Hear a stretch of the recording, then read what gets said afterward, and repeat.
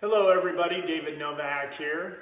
And today I wanted to cover another inspection item that comes up quite often whenever you're buying or selling a home. I'm sure some of you have worked with me.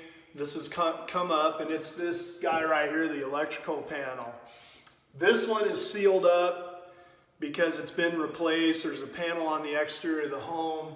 But this home was built in 1955, and this is what they did back in the day. And they're a littler panel. Usually if you see an electrical panel on the interior of the home, more than likely it's an older panel that will need to be looked at. Just in case you don't know what to look for, that's kind of a good rule of thumb. Some of the names are, Federal Pacific, and there's a handful of other ones. But these guys usually get called out by the inspectors right away to either be looked at by a licensed electrician, but more than likely they'll just say to have it replaced.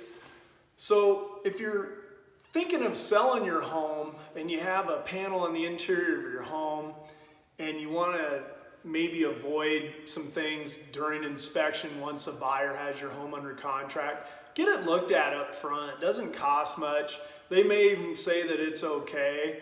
But if it needs replaced, it's better to do it up front, and it just helps with the process, because if you can produce the paperwork up front that you've done all this, it's going to make your inspection process go much smoother.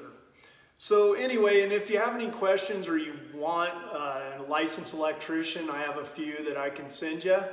But anyway, I hope you all found this information beneficial, and I hope you all have a great day.